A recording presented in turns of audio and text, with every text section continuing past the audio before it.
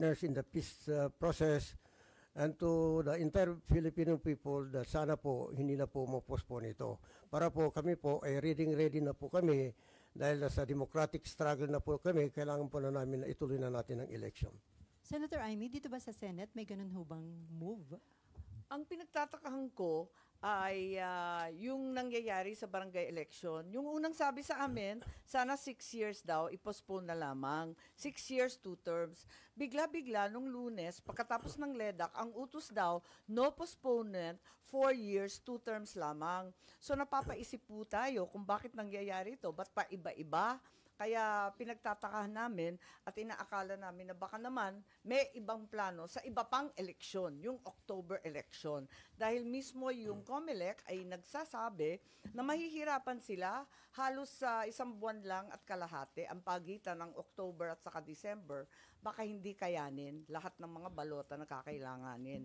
Kaya eto nga, yung problema ko, yung pala, may BARM election at may balak yata na mag-postpone. Ang sinabi ni Senate President Escudero, kaya itutuloy ang barangay at SK election sa December para and then i-extend yung kanilang terms of 4 years dito sa Senate para hindi na masasabay sa anumang national o local elections. Kailan man naman hindi talagang sasabay yon kahit kailan. Hindi talaga tatama. Pero yung halimbawa this year kasi kasabay ng midterm election, di ba? This year yung SK. Kung December. Yes, kung December. Pero ang problema this year kasi ay 2 years lang halos ang term nila. Kaya walang may gusto ng eleksyon. Saksakan ng mahal at isa pa, magkakasabay doon sa BARM election, which as we know is a very historic and first election. Isang pangako na bigong-bigo na ang ating mga kapatid na Muslim, antay na sila ng antay, ikatlo kung sakali, ikatlong postponement to. Kaya nga,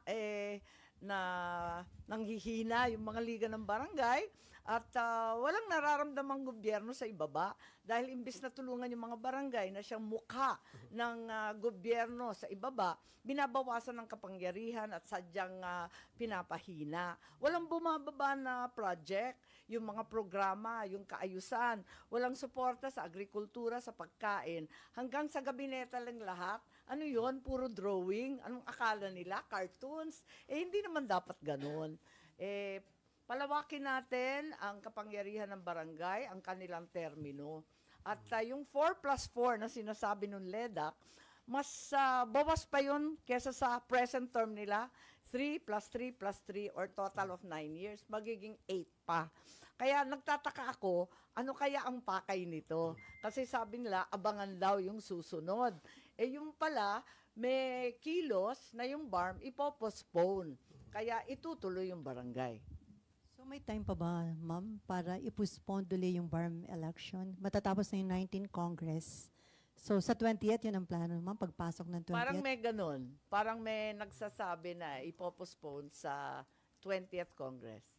So nakausap niyo na po si SP Escudero kung talagang decided na ituloy ang SK election, barangay and SK election? Well, pinaalam ko kay SP Escudero, natutol talaga ako dyan. Sinabi ko pa nga, kung ang problema, ako yung author at ako yung sponsor, tanggalin na yung pangalan ko, matulungan lang ang ating mga barangay na maipospone para matuloy-tuloy ang kanilang trabaho at proyekto.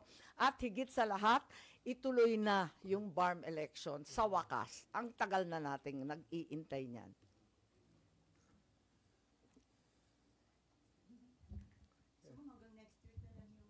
Session. So Oo nga, 3 araw na lang. May Kaya chance nga, pa ba? nananawagan si Vice Chair Iqbal na ituloy na. Pero yung postponement ng barangay at SK election, may chance pa ba na ma-approve, ma'am? Well, kung hindi ngayon, sana sa susunod. Pero tawag nga ako ng tawag sa Kongreso, ang balita, nasa agenda ng 2 araw, pero hindi tinitake up. Tinatawagan ko si Congressman Sagarbaria, pati siya nalilito.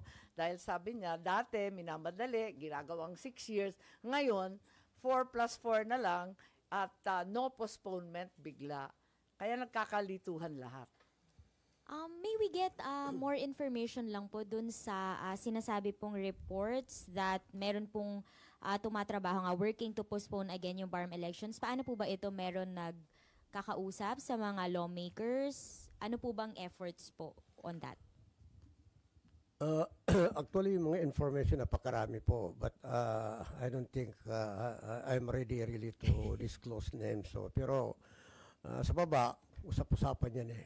Saka may mga personalities na involved, while I cannot disclose their names, alam namin. Saka yung mga tao na may direct benefit pag ma-postpone po ang BARM election po. Pero I'm not ready to name names.